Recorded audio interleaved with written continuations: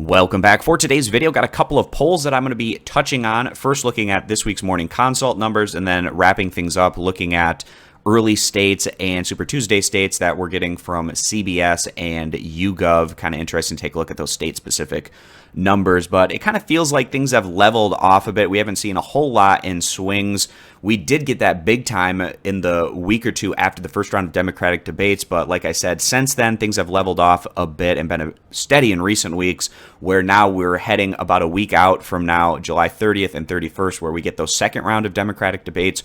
Could be another catalyst to see some shifting around the numbers. Obviously, after that first round of debates, the biggest changes we saw was Joe Biden taking a step back, Kamala Harris taking a step forward, and it's going to be really interesting to see the dynamics of the second round of debates, given how the stages are laid out and how the numbers might shift after we get the results of those debates. So looking at this week's morning consult numbers, Joe Biden taking just a very slight step forward, up to 33 percentage points in a commanding first place. And out of all of the national polls that we see, Joe Biden tends to do a little bit better in the morning consult, and part of that being the reason where the morning consult bundles together people who are committed to a candidate, but also people that are leaning towards a candidate. They don't give you the option to say that you haven't made up your mind yet, and that tends to favor those candidates that have a little bit better name recognition as a whole. So Joe Biden here in first place, 33% of support. Bernie Sanders has been relatively steady in and around that upper teens to 20% range. He's at 18% in this one in second place. Elizabeth Warren at 14%, Kamala Harris at 13 percentage points. Then we get a bit of a gap down from the rest of the field after we get through those first four candidates, where in fifth place we have Pete Buttigieg at 5%, Beto O'Rourke at 3%, Cory Booker and Andrew Yang at 2 percentage points, and then everyone else is at 1 percentage point or less. And we take a look at the early primary states. Biden stays right there at 33%. Bernie gets a slight step up to 21%, while Kamala Harris and Elizabeth Warren take a slight step back, each at 11 percentage points respectively. And then just going down and taking a look at the favorability numbers in last week's morning consult poll, Bernie Sanders had the best overall net favorability, but essentially right in that tied range with Biden. And that's the case again this week, but Biden takes a slight step above Bernie Sanders, and then followed by Elizabeth Warren and Kamala Harris, Beto O'Rourke, Cory Booker. And you might be asking yourself, how are these numbers laid out where Pete Buttigieg is down here at 45%, where the candidates above him are at 35% in terms of that approval? And what they're doing is they're taking the overall net of people who have favorable and heard of opinions as well as unfavorable, and basically saying who are the most well-known candidates. Those are the ones that we're putting on top. So even though Pete Buttigieg has a better net approval, he's just slightly less than somebody like Gillibrand or Castro in terms of overall name recognition.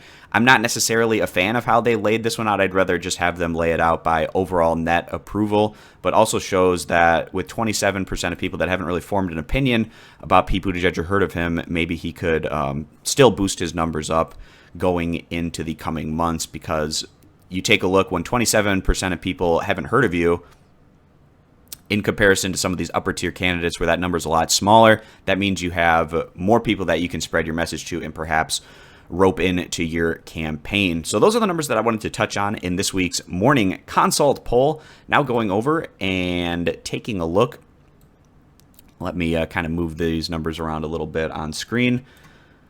All right, so YouGov and CBS, we got state-specific numbers from Texas, South Carolina, New Hampshire, Iowa, and California. All of these are early states, whether they're early on in the process or up to Super Tuesday.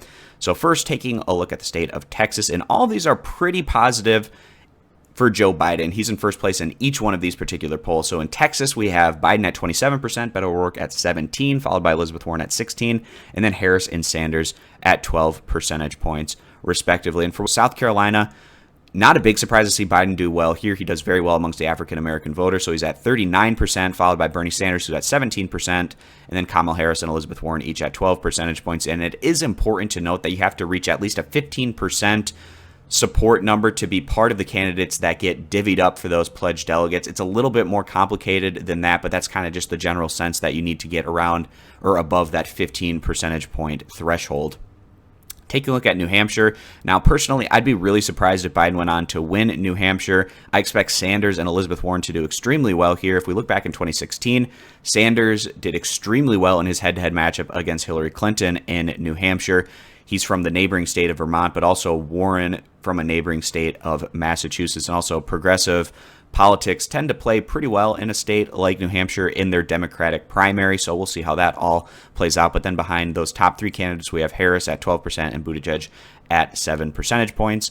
Taking a look at Iowa, Biden at 24%, Sanders at 19%, Warren at 17%, Kamala Harris 16%, and Pete Buttigieg at 7%. And if Amy Klobuchar sticks this one out for the long term, she's sitting here at 4%. Iowa's a really important state for her to do well, and because it's close in proximity to Minnesota, she should have a bit more name recognition in this portion of the country. And her candidacy and platform is built on the fact that I did really well in a Midwestern state in the 2018 midterms. We need to do well as a Democratic Party in the Midwest if we're going to win the presidency. So if she can't prove that she's winning over Iowa voters, for instance, then that's a tough case for her to make, continue on in particular with running for the nomination.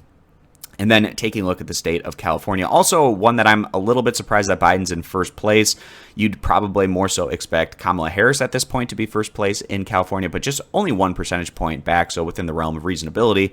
We have Biden at 24%, Harris at 23%, Warren at 19%, Sanders at 16%, and Buttigieg at 6 percentage points. And that's how those CBS YouGov polls are shaping out for some of those early states. So that's going to wrap this video up. Thanks for stopping by. Consider subscribing for more, and I hope to see you guys back here for my next video.